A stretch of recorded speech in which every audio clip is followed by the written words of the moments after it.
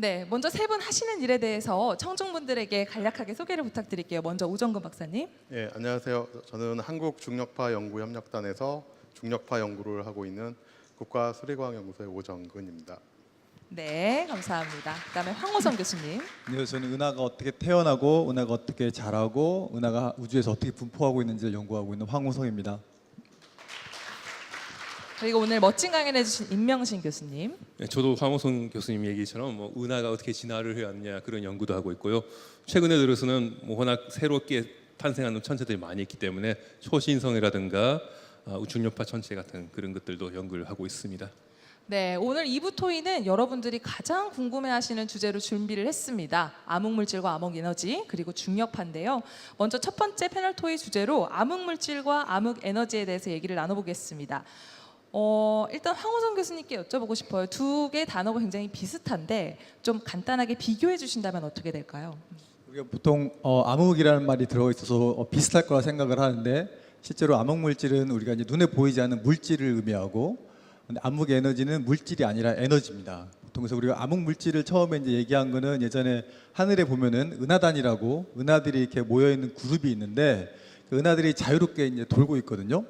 그런데 이제 돌고 있으면서 은하단이 그 모양을 유지하려면은 가운데 중력이 있어야 돼요. 그래서 사람들이 그 은하들이 돌고 있는 모습을 가지고 중력의 세기를 계산해 보니까 이게 눈에 보이는 물질에서 나타나는 중력보다 훨씬 더 큰 중력이 필요했습니다. 그래서 눈에 보이지 않는 어떤 물질이 있어서 어떤 중력을 작용하고 있어서 이 은하단의 모양을 유지하고 있는 게 아닐까. 그래서 이제 도입된 게 암흑 물질이고요. 암흑 에너지 같은 경우는 오늘 임명신 교수님께서 잘 설명해 주셨듯이 우리가 우주가 팽창을 하고 있는데 이 팽창을 하고 있는데 더 자세히 보니까 가속 팽창을 하고 있단 말이죠. 근데 우주에는 물질이 많이 있기 때문에 시간이 지나면 점점점 물질의 중력 때문에 줄어들 거라고 생각을 했는데 가속 팽창을 하고 있다. 과연 어떤 청력과 같은 역할을 하는 이상한 게 있지 않을까. 그래서 사람들이 암흑 에너지라고 그걸 부르기 시작했습니다. 그렇군요. 그러니까 암흑이라는 게 눈에 검게 보여서 암흑이 아니라 인간이 모르기 때문에 암흑이라는 표현을 쓴다는 점 염두에 두시면 좋을 것 같습니다.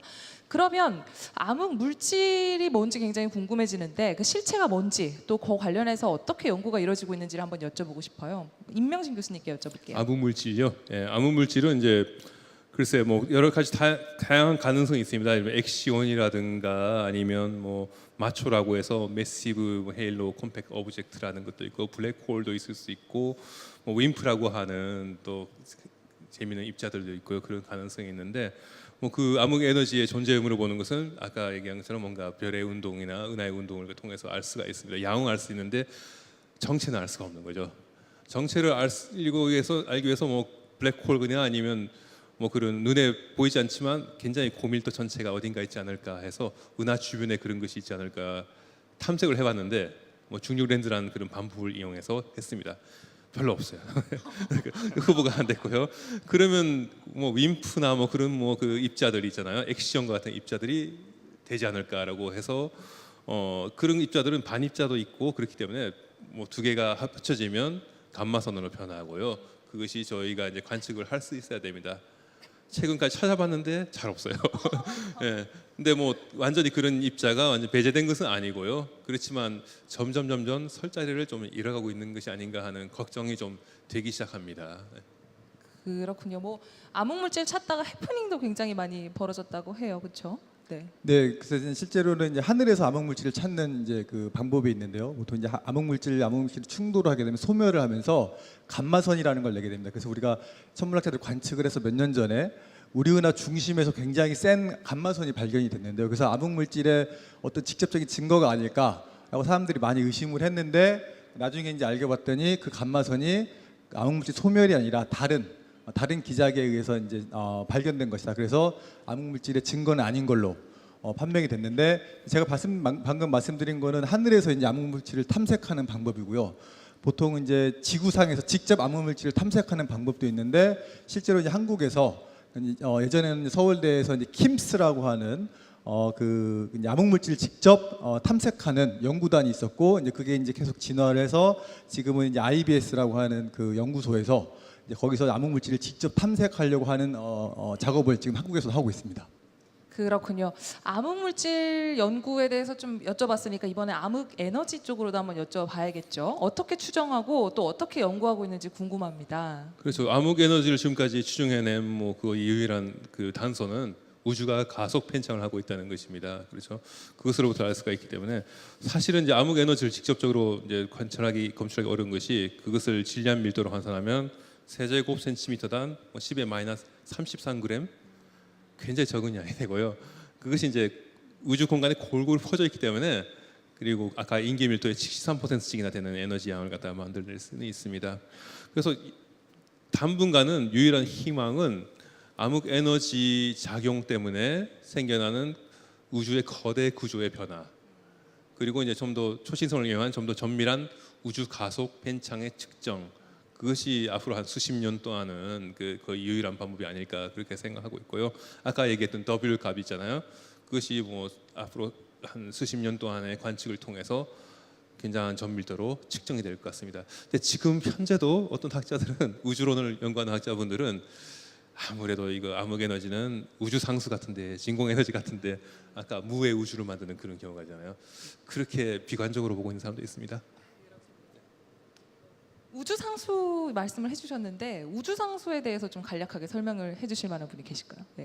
이제 방금 말씀해 주신 암흑 에너지는 이제 우리가 예전에 그 아인슈타인이 장방 정식을 도입을 처음 했을 때, 그래서 이제 좌변에 놓으면 우주 상수라고 부르고, 우리가 우변에 놓게 되면은 똑같은 거를 암흑 에너지라고 이제 보통 부르게 되는데, 아까 이제 임명신 교수님께서 잘 설명해 주셨듯이 암흑 에너지가 이제 그 초신성 폭발 그 관측을 통해서 가속 팽창을 한다.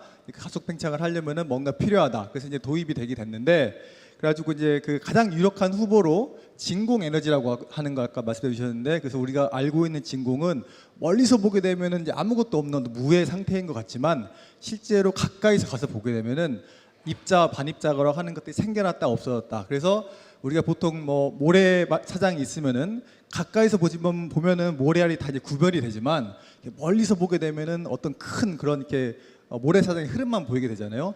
그런 것처럼 진공이 정말 에너지가 0인 게 아니라 어떤 바이어스, 특별한 어떤 값을 갖고 있다라고 해서 이제 도입이 된 게 진공 에너지고, 그게 가장 유력한 암흑 에너지의 이제 후보라고 생각이 되고 있습니다.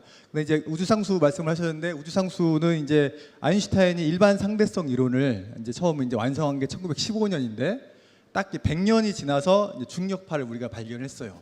그때 참 아인슈타인 대단하다고 생각을 했는데, 그 아인슈타인의 그 장방 정식을 가지고 우주에 적용을 한 게 딱 2년 후에 1917년이었습니다. 그래서 1917년이 우리가 현대 우주론의 시작이라고 하는데, 현대 우주론이 시작한 지 올해가 딱 100주년이 됐습니다.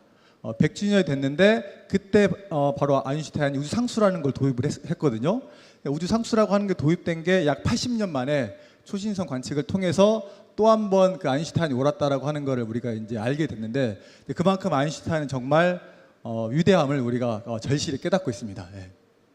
그렇군요. 혹시 관련해서 오정근 박사님께 설명해 주실 게 제가 있을까요? 답변되는 동안 이렇게 들으시는 모습을 보니까 도대체 물질하고 에너지가 뭐가 다른 거야? 이렇게 생각하시는 분들이 많으신 것 같아서, 물질은 그거죠. 중력이라는 힘은 우리가 끌어당기기만 하죠. 그게 물질이에요. 근데 암흑 에너지는 그렇지 않은 거예요. 그러니까 예를 들어 전기는 같은 게 있으면 밀어내고 다른 게 있으면 끌어당기잖아요. 근데 중력은 희한한 성질을 가지고 있어요. 질량만 있으면 얘는 끌어당기기만 하거든요. 근데 우주 관측을 해보니까 이게 밀쳐내는 중력에 의한 가속 팽창이 일어난다는 걸 알게 된 거예요. 그러니까 이거는 우리가 흔히 알고 있는 물질이 아니라, 이렇게 칙탁 같은 물질이 아니라 뭔가 중력이 반대로 작용하는 성질을 가진 성질이 있다는 걸 알아낸 거거든요. 그걸 이제 잘 모르니까 암흑 에너지라고 부르자 이렇게 한 거고, 그 다음에 그게 이제 물리학자들은 그런 게 도대체 그럼 어디서부터 왔느냐를 설명하고 싶어 하는데, 아인슈타인도 그냥 손으로 집어넣은 거거든요, 방정식에다. 근데 그게 물리학자들은 굉장히 불편해요. 그래서 이게 어디서부터 유도됐는지를 알고 싶어 하기 때문에, 그럼 도대체 정체가 뭐냐, 이걸 찾고 싶어 한 거죠. 아직 못 찾고 있는 거죠. 그래서 사람들은 어떻게 얘기하고 있냐면, 지금 아인슈타인의 중력 이론이 현재 암흑 에너지에 비추면 옳은 이론이 아니고 좀 더 뭔가 심오한 이론 체계가 있을 거다라는 생각을 하고, 그쪽으로도 연구를 하고 있어요. 그렇군요. 좀 정리가 되는 것 같습니다. 그 아까 황우선 교수님 말씀에 그 올해가 현대 우주론이 도입된 지 100년이 되는 해라고 말씀을 해주셨어요. 그 현대 우주론의 의미에 대해서 조금 더 자세히 설명을 뭐 교수님께서 해주시겠습니까? 예. 현대 우주론의 의미요. 100주년이 됐으니까 글쎄요. 100년 전에 그때 세상을 살펴보면 그때는 어떤 우주론에 대해서 어떤 얘기를 하고 있었냐면 우주가 지금 현재 우리나만한 크기일까? 그리고 우주의 중심에 혹시 태양계가 있지 않을까? 그런 게 굉장히 논란거리였어요. 근데 지금 와서는 굉장히 그것이 완전히 틀린 그런 논란거리라는 것을 알게 되었고요. 우주의 팽창까지 알게 되었고 허블 상수 재고 그리고 이제 우주에 얼마만큼 물질과 그다음에 암흑 에너지라는 것이 있느냐를 갖다가 알게 되었습니다. 점점 이제는 100주년을 맞아서 글쎄 우주론 연구가 이전에는 약간 뜬구름 잡는 식에 가까운 그런 것이었지만 이제는 좀 더 정밀 과학으로 많이 변했습니다. 몇 퍼센트의 정밀도로 암흑 에너지를 나타내는 W 상수를 갖다 잴 수 있을 것인가? 그 정밀도를 높여가는 정밀 과학으로 변해가고 있고요. 그뿐만 아니라 최근에는 뭐 중력파 전체나 뉴트리노와 같은 그런 다른 방법을 통해서 우주를 이해할 수가 있게 됐고요. 그것을 우주론 연구에도 사용할 수 있게 됐거든요. 그래서 100주년을 맞이해서 우주를 또 새롭게 연구할 수 있는 우주 연구에 또 새로운 시대가 열렸다라고도 생각해 볼 수가 있겠습니다. 네, 감사합니다. 이쯤에서 약간 분위기를 환기시켜 볼 겸 황우선 교수님이 여러분의 과학 지식을 확인하고자 팩트 체크를 해주기로 하셨습니다. 제일 처음에 가벼운 질문부터 한번 시작을 해보겠습니다. OX에 손을 들어주시면 되는데요. 첫 번째입니다. 아인슈타인은 상대성 이론으로 노벨상을 받았다. O라고 생각하시는 분 손 들어주시겠습니까? 네, 한 분 계시고요. 네, X라고 생각하시는 분 손을 들어주십시오. X가 확실히 많아 보이네요. 정답이 어떻게 됩니까? 예, 정답은 X입니다. 역시 관객분들의 수준이 높으신데요. 아인슈타인은 광전 효과라고 하는 걸로 이제 노벨상을 받게 되는데 금속에 빛을 쪼게 되면 전자가 튀어나온다.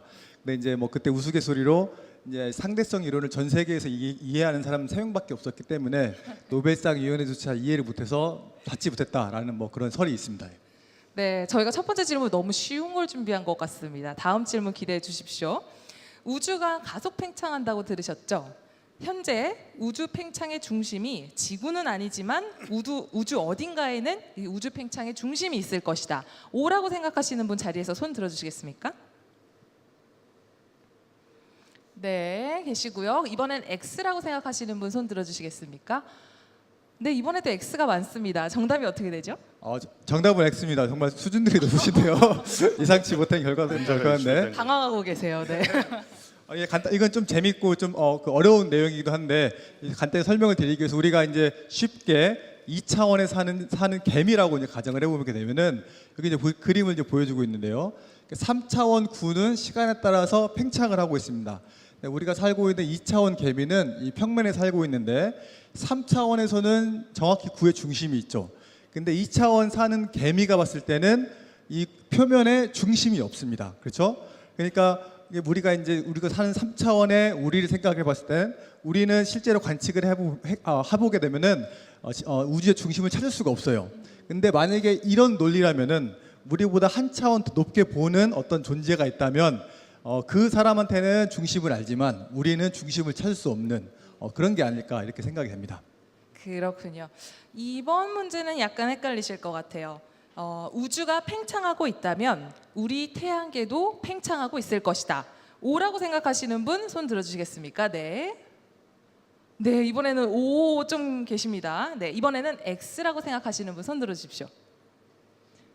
네, 이번에는 O가 좀 많은 것 같아요, 교수님. 박사님. 교수님. 제가 이제 나중에 쓰고 보니까 정답이 이제 X인데요. 일단 정답은 X인데 설명을 좀 잘못 쓴 것 같은데 실제로 우주가 팽창하고 있기 때문에 태양계 공간도 팽창을 하고 있는 건 맞습니다.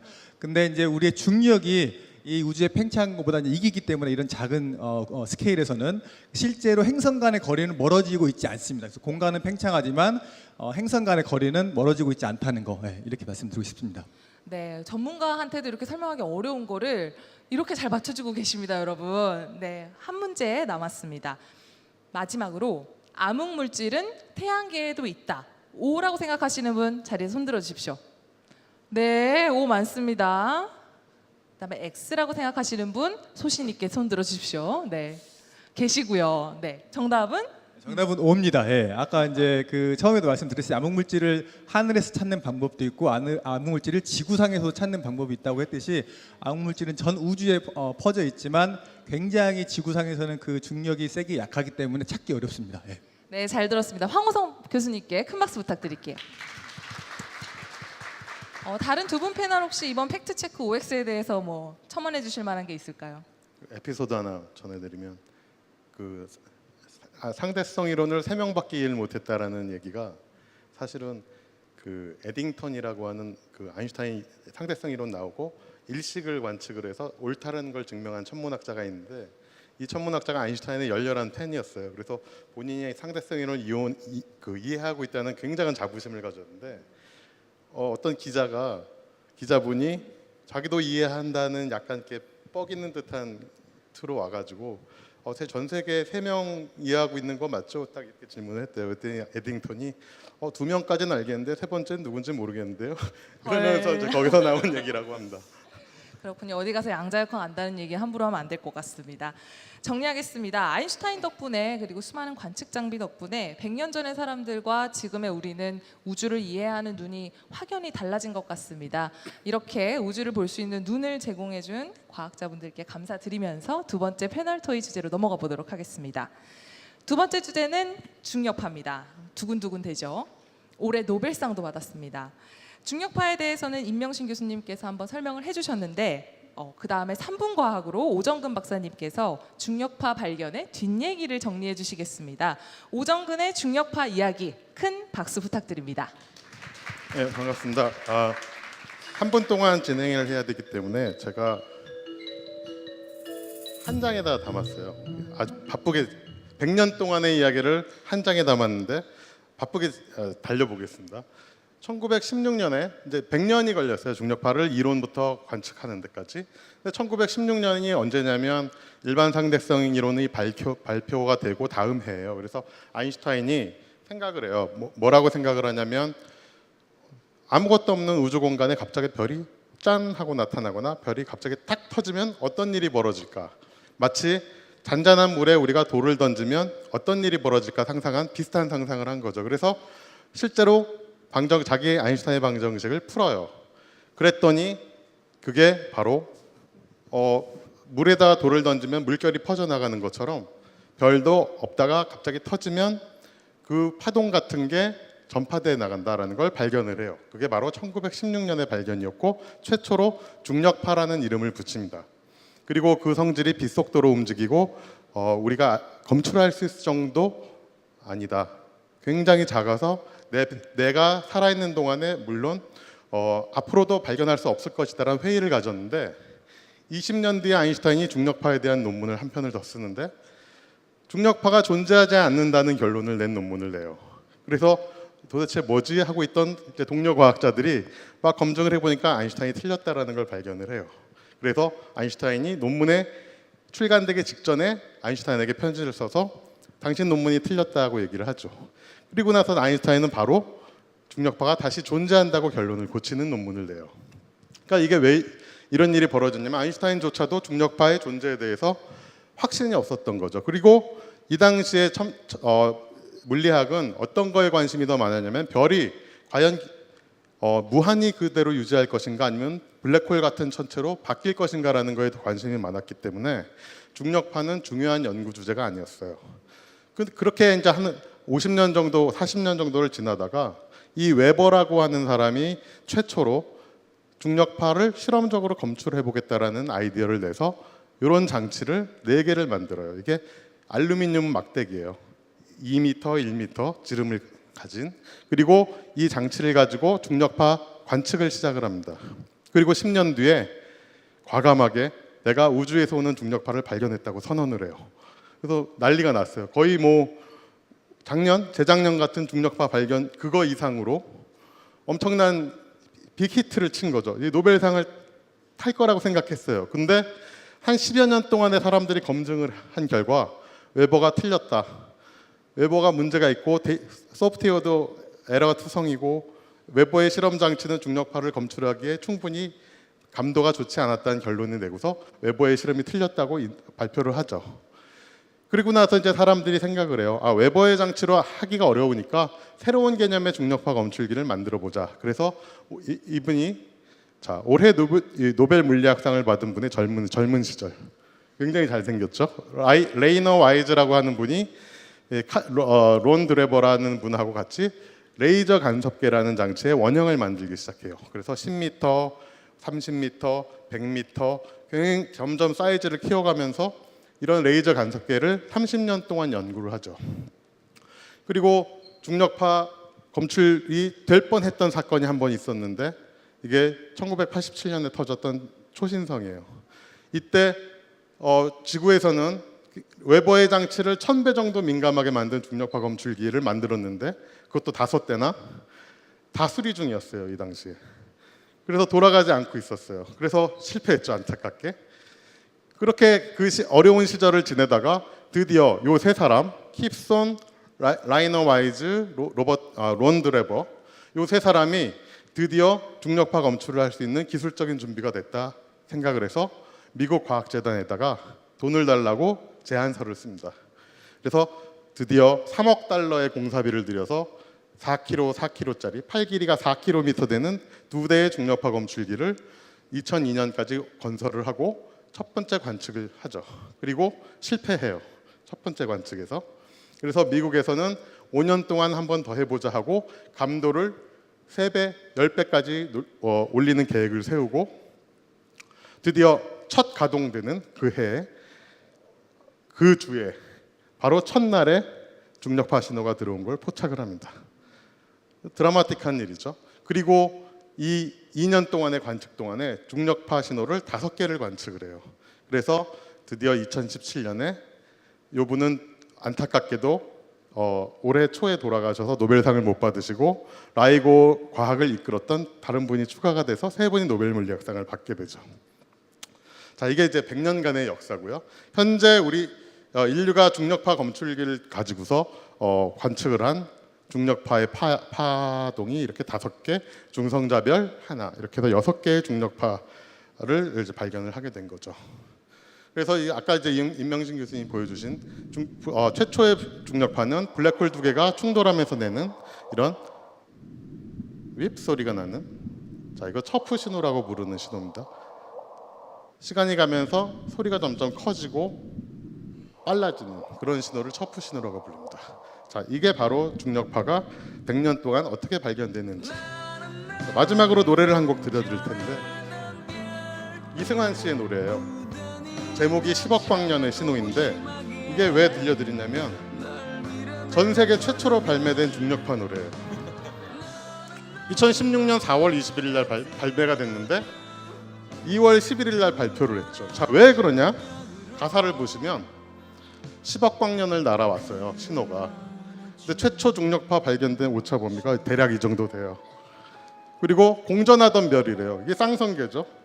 좀 블랙홀 2개가 돌았으니까 무던히도 차갑고 무심하게 널 밀어내며 돌죠. 이게 블랙홀의 증거죠. 무한한 중력, 이거 블랙홀의 증거죠. 내 마지막 신호가 끊어졌어요. 윕 하고 끊어졌죠. 자, 이건 누가 봐도 중력파 노래죠. 그래서 여러분은 이제 한국에서 최초로 중력파를 축하하는 노래를 가졌다는 자부심을 가져서 좋으실 것 같습니다. 감사합니다. 네, 큰 박수 부탁드립니다. 정말 재밌네요. 히스토리를 듣고 보니까 정말 긴 시간이 걸렸고 정말 많은 사람의 집단 지성이 합쳐져서 발견이 됐다는 생각이 듭니다. 그런데 이렇게까지 힘들게 발견이 된 이유가 있어요. 왜 이렇게 발견하기 힘들었을까요, 박사님? 일단 초창기에는 아까 말씀드렸다시피 사람들의 관심사가 아니었어요.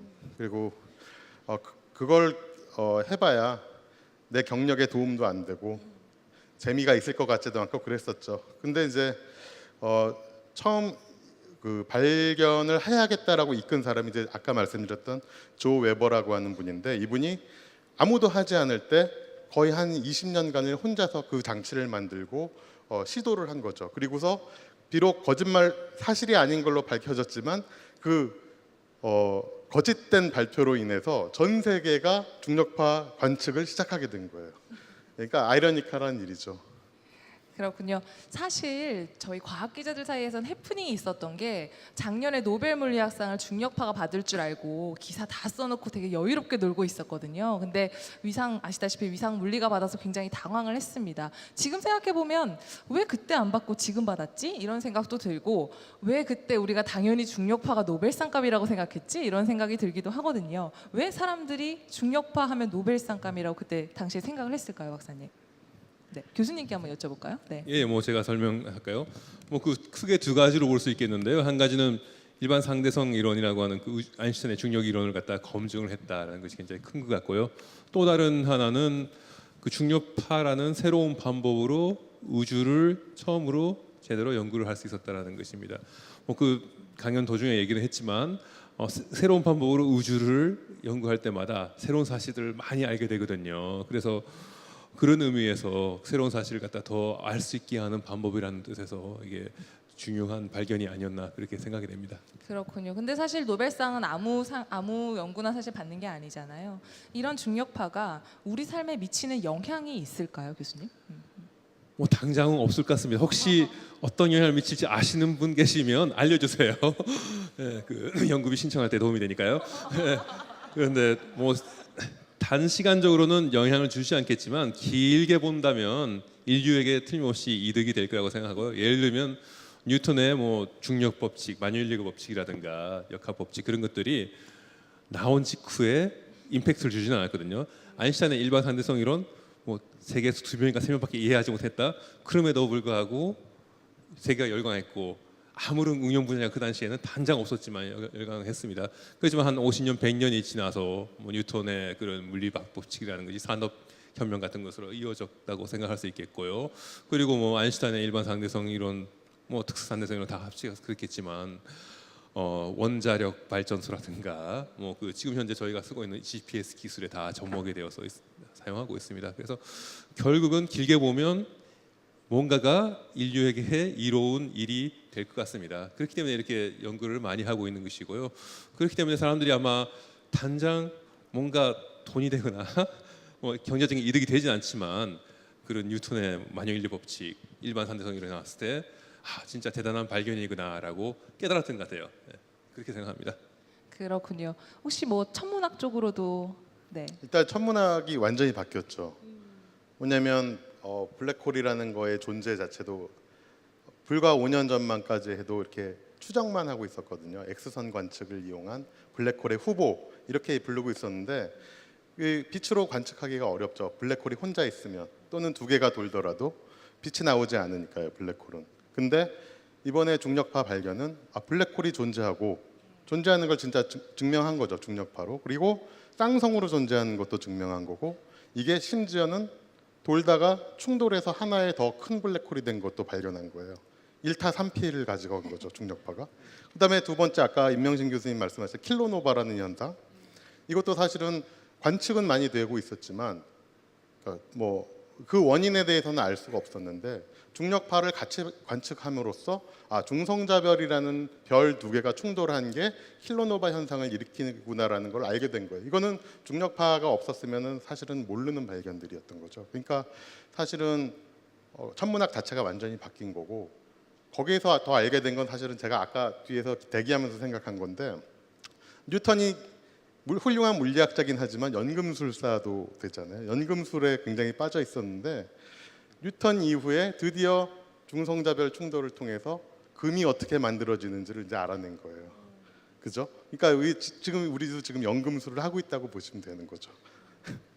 그렇군요. 네, 뭐 중력파가 당장은 현실에 어떻게 영향을 미쳤는지는 알기 어려우나 앞으로 더 크게 미칠 것 같다는 생각은 듭니다. 중력파의 발견으로 자연스럽게 우주의 미래에 대해서도 생각해 볼 수 있는 계기가 된 것 같습니다.